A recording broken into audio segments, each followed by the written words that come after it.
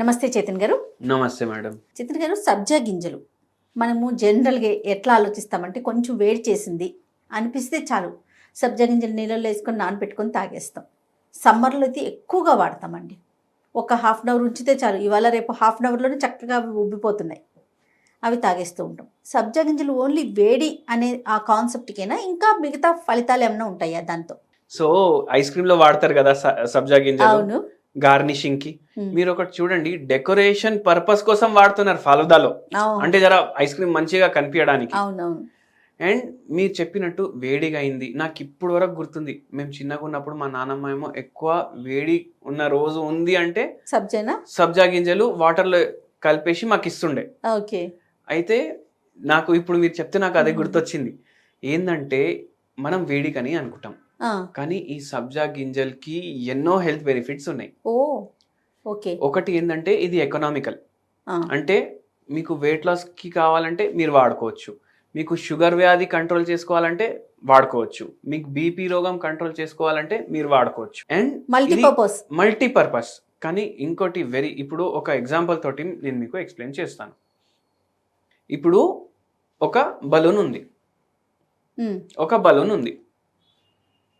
ఆ బలూన్లో మీరు గాలి నింపిండ్రు. ఆ బలూన్లో మీరు ఆ గాలి నింపేసి మీరు ఏం చేసిండ్రు, ఎక్కడో పెట్టిండ్రు.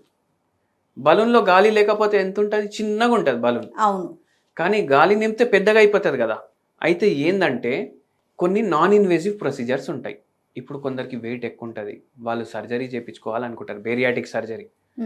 సో అది ఇన్వేజివ్ ప్రొసీజర్. కానీ నాన్ ఇన్వేజివ్ ప్రొసీజర్లు ఎట్లుంటాయంటే ఒక బలూనే మీ కడుపులో ఇన్స్టాల్ చేస్తారు అనుకోండి మీరు. ఓకే. ఆ బలూన్ ఏం చేస్తుంది, ఇప్పుడు మీ కడుపు ఇంత ఉంది అనుకోండి, ఇంత జాగా తీసుకుంటుంది, మీరు ఎంత తింటారు, ఇంతే తింటారు. నెక్స్ట్ ఫుడ్ తగ్గించేస్తాం కదా, ఎందుకంటే బలూన్ ఉంది మీ కడుపులో. ఎస్. ఇట్లా న్యాచురల్ బలూన్ సబ్జా గింజలు. వావ్.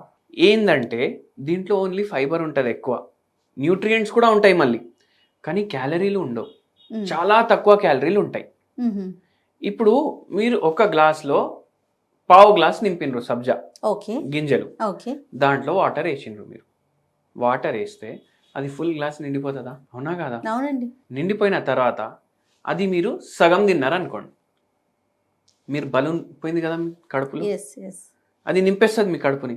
దాని తర్వాత మీరు తక్కువ తింటారు. ఇది high in fibre, nutritive, plus మీకు వెయిట్ లాస్కి హెల్ప్ చేస్తుంది. అండ్ షుగర్ అంటున్నారు, ఎందుకంటే ఇప్పుడు వెయిట్ లాస్ కి హెల్ప్ చేస్తుంది మీరు చెప్పినట్టు, ఇప్పుడు షుగర్ కి కూడా హెల్ప్ చేస్తుంది. ఎందుకంటే మనం తక్కువ తింటున్నాం, ఫుడ్ తగ్గించేస్తున్నాం కదా, తక్కువ తింటున్నాం కదా, ఏమైతే ఆటోమేటికలీ మీకు వెయిట్ లాస్ కి హెల్ప్ అవుతుంది. మళ్ళీ అదే కాదు, ఇప్పుడు షుగర్ కంట్రోల్లో ఉండలేదు, దీంట్లో ఫైబర్ ఎక్కువ ఉంది. అయితే ఏం చేస్తుంది అంటే, ఇప్పుడు మీరు సబ్జా గింజలు తిన్నారు, సగం గిలాస్ తిన్నారు, ఇప్పుడు ఏమవుతుందంటే మీరు తినే ఆహారంలో కార్బోహైడ్రేట్ ఉంటుంది కదా, అది ఫైబర్ తోటి మిక్స్ అవుతుంది. ఫైబర్ తోటి మిక్స్ అయినప్పుడు అది ఈజీగా బ్రేక్ డౌన్ అవ్వడం కష్టం అయిపోతుంది. ఓకే.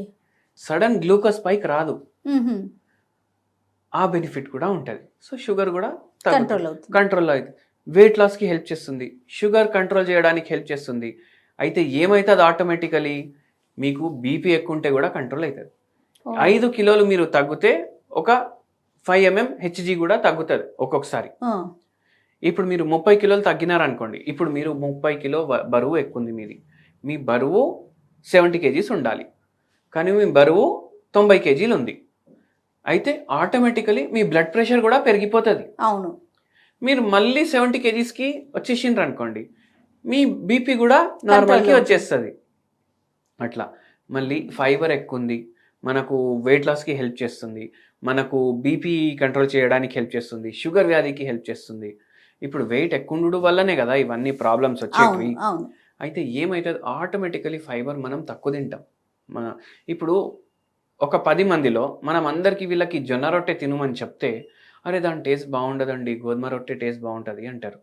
ఎందుకంటారంటే గోధుమలో కార్బోహైడ్రేట్ ఎక్కువ ఉంటుంది, అది పాలిష్డ్ గోధుమతోటి చేస్తారు, దాంట్లో ఫైబర్ కంటెంట్ తగ్గిపోతుంది. కానీ జొన్నల్లో ఫైబర్ ఎక్కువ ఉంటుంది కదా, ఫైబర్కి టేస్ట్ ఉండదు కదా. సో వాళ్ళకు అందుకే, వాళ్ళకే కదా ఎవరికన్నా నాలుకకి గోధుమ పిండి రొట్టి అనిపిస్తుంది, రుచిగా అనిపిస్తుంది. సో ఇప్పుడు మనం సబ్జా గింజలు ఆల్రెడీ దానికి టేస్ట్లెస్ ఉంటాయి, అవి తినేయడం వల్ల మనకు రుచిలో అంత మార్పు రాదు, ఎందుకంటే మనం తక్కువనే తింటున్నాం. మ్మ్. ఏది కావాలంటే అది తింటున్నాం. ఇంకో వీడియోలో నేను ఇంతకుముందు చెప్పినాను మీకు, ఏం కావాలి తినండి, కానీ ఎంత తినాలి? సగం తినాలి. సగం తినాలి. మనం సబ్జా గింజలు కూడా తింటున్నాం కదా, ఓకే. సో మనం సగమే తింటాం కదా. వెయిట్ లాస్ అట్లా మనకు అయిపోతుంది. దీంతో రైట్. కాన్స్టిపేషన్ సాల్వ్ అయిపోతుంది. కాన్స్టిపేషన్ ఎందుకు సాల్వ్ అవుతుంది? ఫైబర్ ఎంత ఉంది కదా. అవును. ఫైబర్ ఎంత ఉంటే మనకు పైల్స్ ప్రాబ్లమ్స్, ఫిషర్ ప్రాబ్లమ్స్ లేకపోతే రావు. ఉంటే మనం మలం ఈజీగా బయటికి వెళ్ళడం వల్ల అవి ఇంకా అగ్రవేట్ అవ్వవు. ఓకే. అండ్ దీంతో పాటు మనం హోమియోపతి మెడిసిన్స్ కూడా ఇస్తాం. మ్మ్. ఒకవేళ పేషెంట్స్ చాలా మందికి చెప్తాం ఇట్లా సబ్జా గింజలు తినుమనేసి. మ్మ్. సో దీంతో పాటు హోమియోపతి మెడిసిన్స్ కూడా ఇస్తాం. హోమియోపతి మెడిసిన్ ఇవ్వడం వల్ల ఏమవుతుంది? మెటబాలిజం పెరుగుతుంది, వెయిట్ లాస్ కూడా అవుతుంది, షుగర్ కూడా తగ్గుతుంది, బీపీ కూడా తగ్గుతుంది పేషెంట్లో. ఓకే. సో మల్టీపర్పస్ అన్నమాట. సబ్జా గింజల్లో చాలా హెల్త్ బెనిఫిట్స్ ఉంటాయి. ఇట్లా అంటే సబ్జాతో ఏమైనా సైడ్ ఎఫెక్ట్స్ ఏమైనా ఉంటాయా? అన్ని బెనిఫిట్స్ చెప్పారు, ఎక్కువ మోతాదు కొంతమంది ఇన్ని తీసేసుకుంటారండి. సబ్జా గింజలు మ్మ్. మనం ఏమన్నాం? High in fiber. మీరు స్టార్టింగ్ లో వీడియోలో ఒక మాట చెప్పారు, ఒక అరగంట దాన్ని నానబెట్టేసి పెడితే అది ఫుల్ అయిపోతుంది. అవును. ఎందుకంటే ఫైబర్ వాటర్ ని అబ్జర్వ్ చేస్తుంది. కానీ కొందరు ఏం తప్పు చేస్తారంటే, అరే సబ్జా ఇప్పుడు హాఫ్ అన్ అవర్ ఎవరి దగ్గర ఉంది టైం, అవును, డైరెక్ట్ ఆ గింజలు నోట్లో వేసుకొని నీళ్లు కూడా తాగేటోళ్ళు ఉన్నారు. ఓ అంటే ఒక 15 నిమిషాలు కూడా ఆగే ఓపిక లేదు వాళ్ళకు. వాటర్ నింపుతారు, తినుడు స్టార్ట్ చేస్తారు అట్లనే. మ్మ్. అప్పుడు ఏమవుతుంది? ఆ గింజలు ఉబ్బిపోలేదు కదా బయట, అవి మీ కడుపులో పోయి ఉబ్బిపోతాయి. ఓకే. అయితే మీరు ఇంత తిన్నారు, అవి మీ కడుపులో పోయి ఉబ్బితే ఏమవుతుంది? కడుపు ఫుల్ అయిపోయినట్టు టైట్ అనిపిస్తుంది, కొందరికి ఛాతీలో నొప్పి అవుతుంది. అప్పుడు మ్మ్. ఆ తప్పు చేయకండి. మీరు మినిమం ఎంతసేపు నానబెట్టుకోవాలంటే? ఒక 15-20 మినిట్స్ మినిమం నానబెట్టుకోవాలి. మీకు అర్థమవుతుంది అది మొత్తం ఊబిందా లేదా? ఊబిందా లేదా అనేసి. సో అట్లా అయిన తర్వాతనే మీరు తీసుకోండి. ఓకే. ఇది చాలా ఇంపార్టెంట్ పాయింట్ ఈ సబ్జా గింజల్లో. ఆహా. ఇప్పుడు మీరు వెయిట్ లాస్కి వాడినా, షుగర్ వ్యాధికి వాడినా, ఏంటంటే మలబద్ధకంకి కూడా వాడినా, మీకు ఫిజికల్ యాక్టివిటీ లేకపోతే ఎస్, మీకు ఎట్లా వెయిట్ తగ్గుతుంది? ఎందుకంటే ఇప్పుడు క్యాలరీలు మీరు సగం చేసేస్తున్నారు, కానీ ఉన్న ఫ్యాట్ని బర్న్ చేయాలంటే మీకు ఏదో ఫిజికల్ యాక్టివిటీ ఉండాలి కదా. సో దానికోసం మినిమం బ్రిస్కో కన్నా ఒక 15 నిమిషాలు, హాఫ్ అన్ అవర్ తోటి స్టార్ట్ చేయండి. దాన్ని 45 మినిట్స్ 1 అవర్కి తీసుకోవండి 3 నెలల్లో. ఇప్పుడు నేను డైలీ 1 అవర్ వాకింగ్ చేయమని చెప్తాను, 2 రోజులు చేస్తాడు మనిషి, అరే కాలు నొప్పి అవుతుంది ఎవరు పోతాడు అని పడుకుంటాడు 3rd డే. లేకపోతే ఇప్పుడు ఇంకో బహానా కూడా వచ్చేసింది జనాలకు, ఏంది? వర్షాకాలం స్టార్ట్ అయింది, డైలీ 6:30కి లేవు, అరే చిట్కలు పడుతున్నాయి, వద్దు ఇవాళ రేపటి నుంచి పోదాం.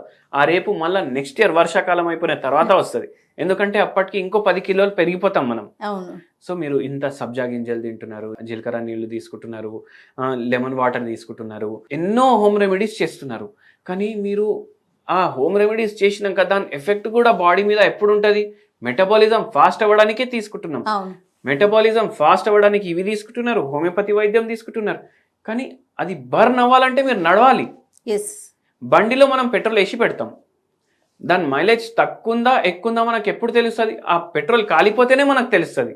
సో మన బాడీలో ఉన్న ఫ్యాట్ కాలాలంటే మనం నడవాలి, బండి నడుస్తేనే పెట్రోల్ అయిపోతుంది బండిలో. సో అట్లా. థ్యాంక్ యూ అండి, నమస్తే. Thank you madam.